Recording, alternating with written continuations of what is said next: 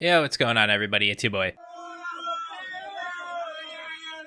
Coming back at you with some more For Honor. Was gonna have some gameplay today, but you know the deal. I just have the worst luck in human history, and it got messed up again. So instead of going in for like another hour and a half or whatever to try to get recordings and games and stuff, I decided I'd make a little different video talking about Feats. Now, if you don't know, Feats have been in the game since it came out in 2017. Wow, very, very nice, Tony. Good factoid. But some of the feats are very strong. Some of the feats are very bad. So I thought I'd make a video just kind of talking about some of the ones that I think are bad and could use some tweaks to make stronger, and the ones that are extremely good and definitely need to be toned down a little bit.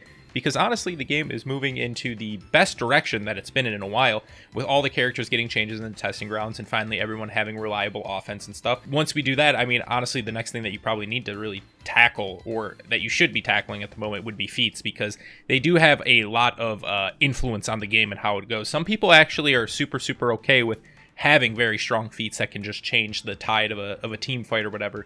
And in some cases it's okay, but in others I think most people can agree that there are still quite a bit that need to get changed. And I'm just going to talk about a few. You know, again, I'm not going to give like some super analytical response on some of this, because I'm not good at balance changes or anything. I'm an idiot really for most of the parts. So we're just going to talk about some of these.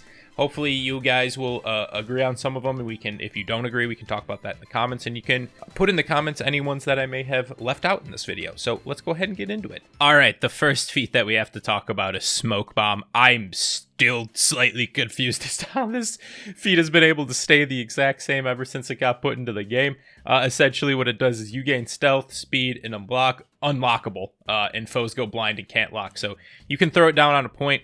Your foes can't lock on and see really where your attacks are coming from. You can capture points. You can heal while in the smoke if they're in it as well. It's an overall extremely strong feat, especially for a tier 2 with a relatively low cooldown. Now, in general, what I would actually, maybe change about this to make it a little bit better is you can go a different ways depending on what you actually think. Maybe you don't want it to actually capture zones when it's in there. Maybe you don't want it to do the healing of the zones when you're in there. Maybe one of those two things changed. Or at least make it to maybe where you can parry when you're in the smoke, but maybe you just don't get indicators. That would be, I think, a decent change to where you're not just completely screwed, because you have to basically roll out if you're in smoke for majority of the cases, and a lot of it you just end up getting hit by stuff as you roll away, so it makes it extremely strong. And I am surprised this one hasn't gotten changed, because it is pretty much ran on everyone, and taking out Rocksteady on Aramusha and Shigoki, I mean, they were just going to run Smoke Bomb, which is arguably just as good, if not better. So, I mean, that's definitely one that you need to watch out for, because everyone runs it who has it available to them. So it's incredibly strong. Next one we'll talk about maybe is Staggering Blow. I've seen a lot of people actually say that Staggering Blow is extremely strong. Me, again, I might be a little bit biased, as I am a Shigoki, one of my main characters, and generally speaking, yeah, it is strong because it can confirm just tons of damage, but it doesn't necessarily like insta-kill you. You can do like combos and stuff to where you do like, a throw down, and then you do a light unblockable, and then it knocks him down again, and then you can do another heavy. So like you can get a ton of damage, but there are still, like Fury Flask and Spear Storm and stuff that can basically insta-kill you in last laugh. But if people maybe wanted an actual change on this, I mean, I think it'd be, relatively simple, because you do have so much pressure with it, and really the options that the enemy has is limited. So if you wanted to change it, maybe just make it to where it's only heavy attacks and not throws as well. So, I mean, at least maybe that makes it a little bit different, to where they don't have to worry about the GBs being able to throw you over onto the ground. That could just be one of the things on there, or maybe just the duration of it. I don't know. One of those could be decent, but yeah, I don't think this one needs to be completely changed. Just you could maybe take out one part of it, and I think it would be, still relatively decent. The next one I'd maybe talk about would be Spear Storm on Highlander. Again, it's kind of in a similar case as to Shigoki, where Highlander's the only character that has Spear Storm. But essentially, if you don't get lucky and dodge out of Spear Storm, if you get hit by at least just one of the circles on there, you're essentially dead. Whereas, even something like Arrow Storm, you can get hit by a few of them and still almost be able to roll out of it. But you get pretty good stun lock once you're in a Spear Storm. Obviously the one disadvantage is you can't use it indoors, as to where you can, like a Fire Flask and things of that nature. But in general, if you get hit by a Spear Storm, you're just completely dead. So I don't know if it's maybe they just decrease the amount of damage on each charge. Still make it available to like kill someone if they are in it for, obviously the majority, which is like still how it is with like Aerostorm and stuff, but maybe just reduce the damage slightly, or maybe just like the hit stun on it to where they have the potential to, roll out. So even if they keep the damage the same, if you still get hit by it, you'll probably end up dying, but maybe have them just a little bit more of a chance to potentially roll out if they're maybe on the edges of it, because it is insanely strong, and it's always been strong in my opinion.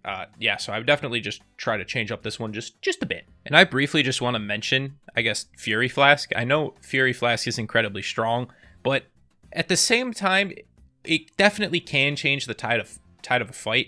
But I'm curious as to what you guys think about it, because you are using 2 of your feats. Granted, Fury doesn't have the craziest like cooldown on it, and you still probably get Fury at least 2 to 3 times a game if you are doing decent. But yeah, the Fury and Fire Flask is incredibly strong. But again, with this, the fact that it's different than a Spear Storm is that it's the fire damage, and like we know with fire and bleed, if you end up healing, then you actually just eliminate the damage completely. So it can be countered. So I don't necessarily think that this needs to be nerfed. While it is very, very strong, it definitely does have some counterplay to it. And similarly to like the Fire Flask and everything, I think most of the ones that still do a ton of damage that can get, just healed through are ones that are probably still in a decent spot. They don't need to get really too many changes done to them. I feel like maybe the only other one that at least for me, is like Tiandi. Tiandi has that combination of if you run Vital Leech and if you run the Indomitable with it, which is incredibly strong. I feel like the Indomitable shield comes up a bit too frequently, and it makes it insanely hard to kill a Tiandi in a team fight, and I just think it's a little bit boring then, because it's like, oh, I got him low, just kidding, there's a shield. And then the Vital Leech, they heal and stuff from it, which again, Vital Leech I don't think is as bad, really. It's almost, it's a fine feat to have, but when you pair it with the shield too, so you have the shield to obviously block some of the damage, and then you're able to heal up from that, which adds to just your normal health. And then by the time you get low again and revenge and stuff, that can be through there. But this combination, it definitely makes Tiandi a smelly character to go up against without if you don't have like the greatest coordination, and the Tiandi's actually a decent player and they're dodging around like nobody's freaking business. It takes a long time to kill them. I don't know if like maybe the only other one people maybe might mention, I mean, obviously people probably mention other things, but Last Laugh, I know a lot of people don't like, but I think again, it's not incredibly insane. It still has counterplay because you have the execution to where it won't actually even work, or if you're on the outer rings of it, it doesn't necessarily kill you. If you're able to kind of get to the side, it only ends up doing, reduced damage. If you already had lowish health to begin with, yeah, you're probably gonna die. But again, you have to, I guess, just watch to see if it is up on there. But generally speaking, that's all the ones that maybe I'd want to see nerfed. I'm actually more into the, I guess, field of wanting feats to get buffed up rather than put down, because I'd rather see people have more of a variety of choices to use versus, forced to go in to use, Smoke Bomb and the Fury Flask and stuff, just because they're that strong. I'd like to actually see just ones brought up, so maybe we can see more variety in terms of feats, which I think would be really cool. The first one I'd obviously change is Slippery. Like, I don't even know why Slippery is a feat. It's literally worse Juggernaut, which Juggernaut is a tier 2 feat. So I honestly don't understand. If I had to actually make a change, I would just get rid of it and bring in a new feat, which they've shown that they can do. But for characters, I don't know who else has it. I think it's just Raider and Shaolin, if I'm not mistaken. But yeah, it's just completely useless. There's no reason you would want to actually run it outside of just memeing around. So this one needs to get changed completely. It's just awful. The next one that I'd want to change would be Centurion's March. Again, I'm not exactly sure the characters that have it. I know Cent has it and Yorm has it, but I mean, it's really like unlimited stamina for a short amount of time is. It sounds like good when you're just reading it, but in actual practice, it lasts for like 10 seconds, and you really don't get that much value out of it. I mean, even if you're getting parried, right, you're still not able to attack. It's not like unlimited stamina doesn't mean that you're going to get unlimited attacks in and be able to use that pressure. So when you have other things like Haymaker and whatever that deal damage, there's really no incentive to want to use it. So I'm curious as to see what you guys would actually want to do for Centurion's March, because I'm not exactly sure. what you would want, except maybe it extend the duration of it, but you really see no one actually run it. Next one I'd like to see changed is Catapult. I mean, it's been like 3 years. We can increase the speed just a little bit, right? When it was first released, Catapult was very strong because it came down very fast and it essentially would insta-kill you. Now, it takes like, it's like 5 to 6 seconds, it feels, for it to even come down and actually land. It's incredibly unlikely for you to get a kill on it. Again, like some of the other feats, you can't use it indoors because it's a catapult that comes down from the sky. So it wouldn't make sense to, if it would just hit a roof, you're not going to do any damage. But it's just so slow. You never see anyone really run it. I mean, you do see people run it, but again, it really... If it does end up hitting, it's usually people are already on like the very, very edge of it. And it's quite rare that you're going to get a kill unless people are already in a fight and end up getting like, you know, an unfortunately timed GB or whatever. But it's just not good. It's just not good. It's just so slow. So I would probably just increase the speed that it does just a little bit. It doesn't need to be like speed of when it was released, but faster than what it is now. Next one I would change would probably be Infection. Infection on Nusha is, again, really just as strong as the Warmonger tier 1 feat. In terms of like damage, obviously the Warmonger has to get a hit in to apply it, and Nusha can just, you know, normally do it and gets like a hit stun effect on it. But it's again, it's a tier 4, and it seems very much so on the weak side in terms of damage.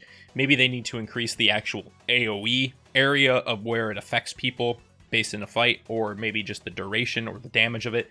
Because again, it's really, it's very, very rare you're actually going to get use out of it. Like, you definitely have to deal with more corruption in terms of Warmonger, because that's kind of what the whole kit's based around.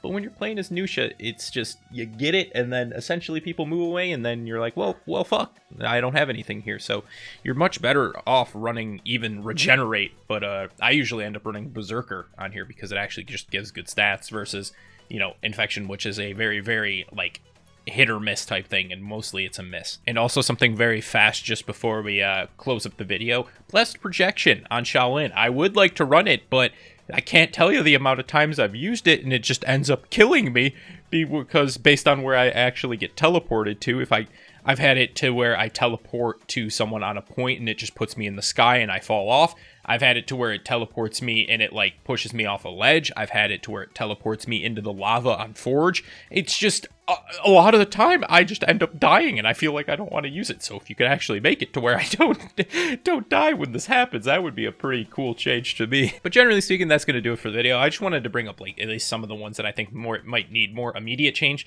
There's still other things that could definitely use changes on it. You know, things like Arrow Storm is, again, a tier 4 that's really not used at all. You know, maybe things like, you know, normalizing the bow speeds and stuff, because, you know, like Shigoki's bow is really fast versus some of the other ones are incredibly slow. Things like that. And then you can also talk about if you want like properties of each change. So like, can you actually heal through fire or heal through bleed? Things like that. I mean, you can go on for hours and hours and hours talking about like feat changes in the game. It would be nice to eventually see it, because in terms of like gameplay wise, the game is definitely getting to a point to where it's actually, you know, quite fun to play. But again, some of the feats just really makes it to where it's like, well, this is unfortunate. I'm going to go to this point and get 4 smoke bombs thrown on me, and it's going to be very unenjoyable, and I'm going to die in about 5 seconds. So things like that, I think, definitely need to get changed. Let me know what your guys' thoughts are on this. If you enjoyed this video, be sure to drop a like on it, comment, subscribe. I like to hear what you guys are saying down there so we can have a nice discussion about it, and I'll talk to you in the next one. Peace.